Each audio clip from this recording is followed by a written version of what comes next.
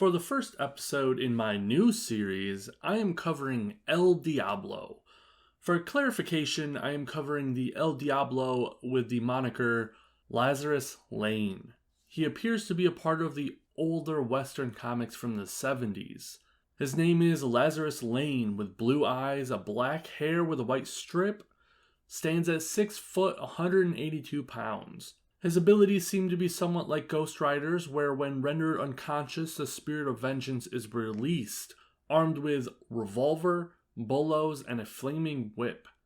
At first look, El Diablo seems to be a villain with his dark look, demonic name, and the fact that he rides a horse named Lucifer. Despite his looks, he, much like Ghost Rider, apparently fights for what's right and not what's good or evil.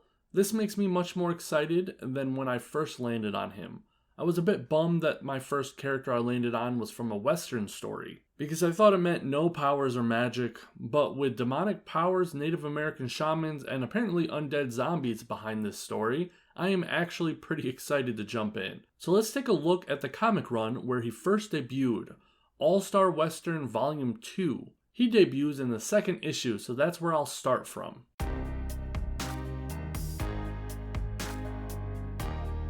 In issue 2 of All-Star Western Volume 2, we start out with a showdown between father and son. Texas Ranger Captain Sam Wilson versus his own son, Rick Wilson. As a Mexican woman pleads for them to stop, we are brought to a flashback, showing how they used to ride together. Rick idolized his father and wished nothing more than to be a Texas Ranger like his pa. They worked together to save a young Mexican girl from some outlaws after they killed her father. They took her in, and she is the woman from the beginning, pleading for them to stop. After an undisclosed amount of time, Rick is now 18 and wants to join the Rangers. He is such a good gunman that he has even surpassed his father, but his father is hesitant to allow him to join because the dangers involved.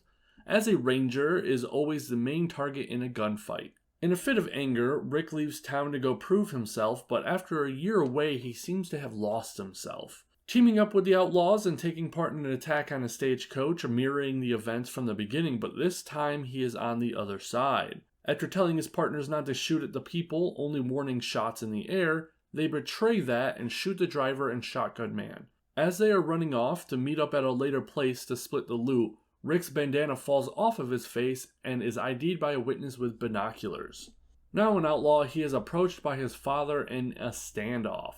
Wins by shooting his father and riding off to go meet his team to split the loot, while his father, who survived the gunshot, has started posting wanted posters of his son. Before reaching the meeting place, we are finally introduced to the character I am reading this for, El Diablo. El Diablo shows up to warn Rick about an ambush waiting for him, and then disappears, shocking Rick. With the heads up, Rick is able to get the upper hand on his crew and take them out before riding off with his pet hawk, stating how he never wanted things to turn out this way, but now that he is a wanted man, he has no choice but to continue on to the bitter end. After the story, there seems to be the comics equivalent to an after-credits scene, showing a bit more about the man El Diablo. He stops a group of outlaws from taking over a stagecoach only to find a woman about to have a baby. Another woman and her husband is there, with the guy being a doctor who has lost confidence since his child died when he was delivering it. After a heroic pep talk by El Diablo, he turns to find the man has run away. He leaves it up to the blonde woman, who apparently is of lower class, to deliver the baby, which she does, and El Diablo rides the coach back to town, grabbing a gun and jumping on his horse to fight off returning outlaws. He disappears. Even though the video is supposed to be about El Diablo, he only shows up for one page plus the epilogue. So far, I'm really liking him, as even in the short time he's appeared, he adds an element of surprise and mystery to an otherwise very straight upward Western story. Hopefully he plays a bigger part in this series going forward. With the epilogue, we get more insight into El Diablo, and we see that he does what's right, and has shown no signs of any mystic powers, except having the Batman effect of striking fear in his enemies just from look alone. They seem to really be playing up the fact that his name and look are satanic, but he seems to be doing good deeds, and to see which he really is.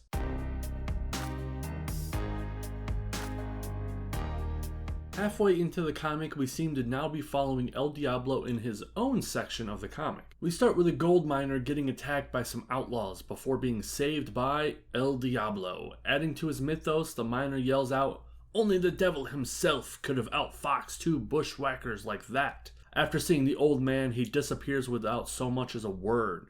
We are then thrust about a month in the past to find out about the origin of this mysterious fellow, El Diablo. Lazarus Lane is a wimpy banker who is shown being heroic despite his more refined nature. After a bank robbery left his partner shot and dead, Lazarus is looked down upon by the town because he froze and never fired a shot. At his home, we find Wise Owl, a Native American who is also shunned by his tribe like Lazarus from his own town. A week later, he is out on a ride with a woman named Nora and is confronted by the robbers from before. During the confrontation, he is struck by lightning. After many nights of herbs and root drugs given to him by Night Owl, while in his comatose state, Lazarus awakes and says, "No, not dead, but not alive. I dreamed such strange dreams. I'm living on borrowed time. The lightning, which should have killed me, split my very soul asunder. Now I am two men, the husk of the man who is all that is left of Lazarus Lane, and someone else, a shadow, a phantom, a devil of a man with the task to be done before I can give myself up to the eternal rest that should have been mine. Tonight the part of the man that is Lazarus Lane sleeps, while his other self rides as El Diablo." We cut to El Diablo finding and attacking the Hangman, the man whose crew was responsible for the robbery and him being struck by lightning. After taking out all of the henchmen, he uses his bolos to wrap Hangman to a pole, then took off the woman's hat and rides away while she exclaims out loud that he made her feel like a woman again. What? That is so dumb. Anyway, El Diablo returns to his home to an awaiting Wise Owl, who states, "The Great Spirit will not allow a man to die until he pays what he owes." Then El Diablo takes off his mask and sits back down, leaving it unclear whether he has any control outside of his El Diablo persona.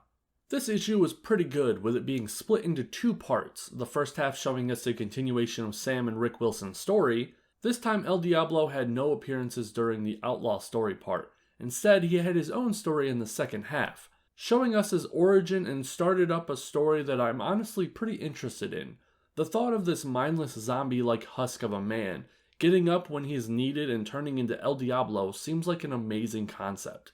I feel like they are trying to set up this is he good or is he bad story, but up until this point they have only ever shown him doing either good deeds or getting revenge on the men who ruined his life, so the whole call him Satan, call him Saint thing is just weird.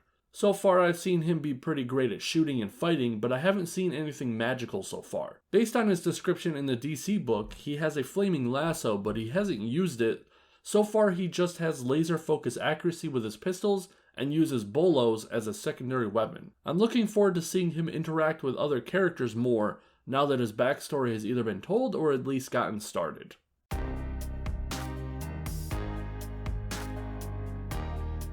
This issue starts with a man named Noah Johnson begging outlaws to not burn down his house. His son bravely yelling out, "Don't beg, Dad! We can handle these owl hoots!" Man, times were wild when you could just call someone an owl hoot like that. Then El Diablo appears, Satan with spurs. The masked man escapes with the mom. El Diablo decides not to go, knowing that they would hurt her if he did. After some exposition, we find out that the outlaws work for Duke Dorrance, who is trying to run everyone out of the valley to evilly land grab everything. El Diablo tries again to talk someone into being brave and overcoming their fears, this time succeeding in a way. The father decides to go to the ranch to ask for his wife. He gets his ass beat pretty bad until El Diablo appears and decides to act like the devil character in Glen or Glenda and stares into the man's soul, giving him the fire to defend himself. He goes on a badass spree of knocking out the bad guys. El Diablo then takes out the rest of the baddies with his bolas, gun, and what looks like a spear off of a horse. Then, as almost as comically as modern day Batman, he disappears right before their eyes.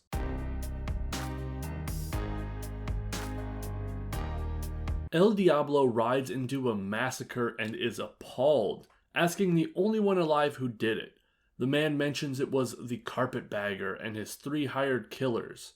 Again, an evil man is looking to get property rights, this time to get the supply of water so that the other lands will sell as well. With his last breath, he begs El Diablo to save the valley from greed of the carpetbagger. El Diablo vows to hunt down the 4 responsible. He gets ambushed by someone left behind to get anyone foolish enough to follow the carpetbagger, and El Diablo bolos him tight, causing him to fucking drown to death. Up until this point, people have been shot, tackled, tied up, but this is the first time he has killed someone in such a graphic way, really painting him as an anti-hero on the level of the Punisher on what he thinks is right and wrong. If that wasn't crazy enough for you, El Diablo shoots a dude's horse, causing him and the horse to fall off of a cliff that just a second ago was described as being so high up that the outlaw wouldn't hear the splat of El Diablo hitting the ground. El Diablo is pretty hardcore in this issue. El Diablo then rides off, stating, 2 down, 2 to go. Something I don't understand is if El Diablo is somehow influencing the bullets of opponents, or if he just gets really lucky in every single encounter, because once again he is missed when someone had the jump on him. This concern is immediately answered when, after taking out the 3rd outlaw, El Diablo is shot in the back by the carpetbagger, answering a couple questions I have been having. One is that no, El Diablo does not affect his opponent's bullets, and yes, he can be hurt. As we see on the next page, he gets a flesh wound. This is the first time it has been shown that El Diablo follows the laws of man. He can be hurt and affected by others. While having dinner with the family of the dying man from the beginning, the dog starts barking, and the wife thinks it could be a skunk, which El Diablo replies, "Human skunks." Now is the final showdown between El Diablo and the carpetbagger's new team. El Diablo is caught off guard dealing with the family's dog, and is then pinned to the tree by knives. At the last second, he is able to free his arm, allowing him to shoot the knives out of the air. He states he is so fast he is able to shoot twice before his heart could beat once. This fight is the hardest El Diablo has faced so far. After almost being crushed by a strong man, El Diablo smacks him in the head with his bolos, freeing himself to reload. A ventriloquist would have gotten the upper hand on him, but Lil Yeller, the family's dog, attacked the ventriloquist, allowing El Diablo to get his shots in the right spot. He then takes out the carpetbagger, riding off to the night, promising to return if Paradise Valley is ever in need again.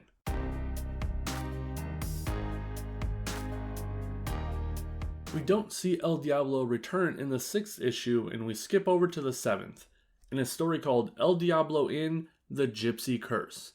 This issue starts off with a recap of his story, which is odd to do at this point. This story starts with El Diablo looking over a scene of prejudice and hate, as a town hangs a man for nothing other than being a gypsy according to the man being hung. While this scene is messed up, it's also incredibly well drawn and makes El Diablo look super badass. Seriously, how amazing is this comic already? Just look at this panel. Just look at how amazing this is presented. The gypsy woman crying over the unjust murder of her father, while El Diablo stands in the distance in the dark, being lit from the back. This right here is top tier art and positioning, and I want to take the time to applaud Al Weiss and Dick Giordano on the art. Seriously, kudos. We then cut to Judge Foster being woken in the night by an apparition of Santano, the man who was hung earlier that day. I got to admit, I am absolutely pumped for this story. It's finally showing some signs of the supernatural that I've been oh so looking forward to. Again, after impressing me so much, this comic decided to jump about a mile ahead, and now the grieving daughter of Santano is trying to jump El Diablo's bones. A common theme I keep seeing in this comic is certain parts of the story really rushing ahead, and I think it has a lot to do with having to share half a comic with another story. After fighting off the gypsy crew for trying to defile the gypsy royalty, he rides off on his horse Lucifer, stating, "We will meet again," for the gypsy princess to reply, "Soon, whether you be man or devil, I care not, I will be waiting." El Diablo is then hindered in his attempt to investigate the murder of the judge when asked to relinquish his gun after a gun curfew was put into effect in the town. He says, "Never," and rides off, only to cut to later that night where the sheriff is killed by Santano's ghost and hung. But seeing this panel where I think it might be pretty obvious that the killer is the daughter of Santano. Nurka, who is the daughter, wants to get into El Diablo's pants again after being saved from wolves, only for El Diablo to be captured by the townspeople for the murder of the judge and sheriff. Using the hair comb Nurka gave him, El Diablo escapes the jail, and while this commotion is going on, the hangman is killed while trying to sneak into his girl's room. El Diablo tackles the ghost only to find out it's Nurka. Shocker. El Diablo leaves after someone hears her confession and takes her into custody. This is where my confusion really is at an all-time high because this doesn't really feel like it makes sense. The beginning showed, or at the least implied, that Santano's hanging was unjust, which I feel is right up El Diablo's alley, so why is he acting all high and mighty at the end? Is it because the men involved were technically following the law? That seems odd, as I had gotten the opinion that El Diablo did what was right and not what was lawful. I guess I was wrong.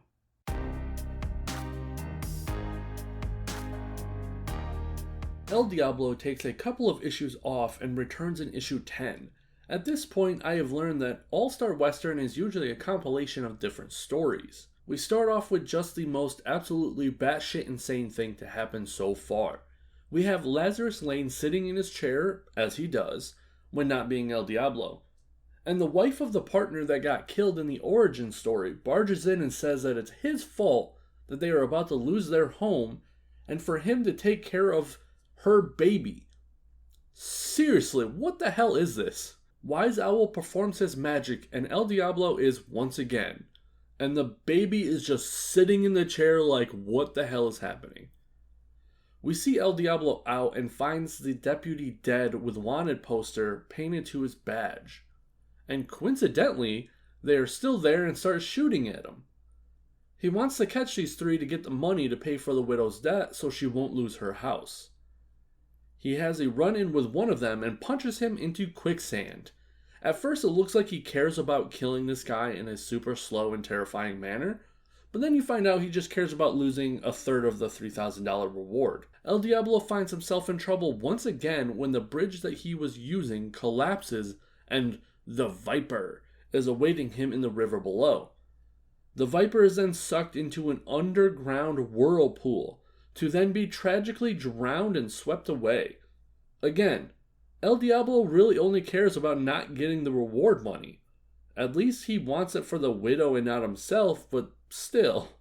El Diablo finds the last of the outlaws, only to have the guy shoot in a canyon which apparently isn't very stable. A rock slide happens, crushing the guy to death, leaving El Diablo without any way to collect on the money and help the widow of his old partner. You would think. The rock slide did happen to uncover a large chest of gold pieces though, so everything just happened to work out in the end anyway. See what I mean about this being rushed? A lot of the time, they could have at least had a panel or something talking about how this group of bandits went missing after running away with a treasure chest. Something other than just having it coincidentally appear in the second to the last page in the last panel.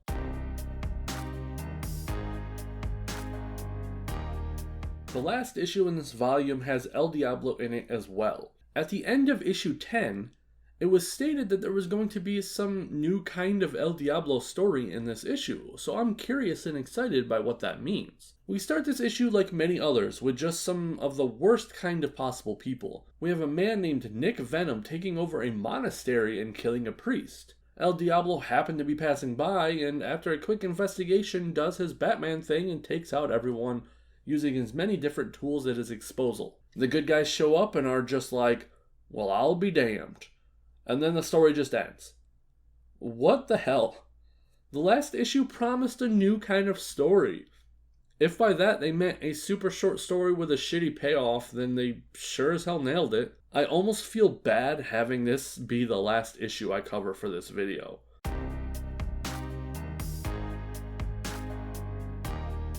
I guess the DC universe has a bunch of universes and timelines, so I have no idea if any of this is even canon anymore.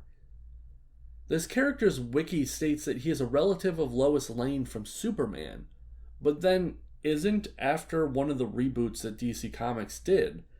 I honestly tried looking up what the hell DC comic timelines are, but I couldn't find a straight answer on what years each of the reboots starts and ends and what it means for everything that happens before and after. This is why I never got into comics in the first place. It's way too confusing. You have stories that span decades that just aren't true anymore for some reason. And then the stories they made after the reboots are then rebooted and repeat to the point that I have no idea what is even true anymore. After reading this comic, I could go out and be like, Lois Lane is a descendant of the spirit of vengeance El Diablo. And someone could rightfully say, no she isn't. And both be true and both be wrong. It's so dumb. Apparently El Diablo shows up again in All-Star Western 2011, and I was thinking of covering it in this video as well, but it's already going to be long and I have no idea if this El Diablo in any way relates to the origin one because of all of the dumb multiverses and timelines and reboots. He looks similar, but I have no idea if this new story is what's currently canon either, since I think there might have been another reboot of DC around that era as well. I remember hearing that DC Comics was going to do some reboot or whatever to make it easier for newcomers to jump in and not be afraid of missing out on decades of backstory for some of their characters. But all it did, in my opinion, was make it more confusing to get into since I have no idea if the story I'm reading even matters for current day. If you guys want it, I might do a follow-up video where I cover this 2011 version of Lazarus Lane. As for the original version of him, I find him to be more exciting than I thought he was going to be. The only downside is that because he was a part of a compilation comic, his stories were very short and rushed to tell the whole story in half as many pages as a regular comic. So what did you think of El Diablo? Did you know about him before this video? I personally hadn't heard of him at all, so I'm very happy to be able to discover a cool lesser known character like this. Would you read a series of El Diablo if they started up a series today? I think I would.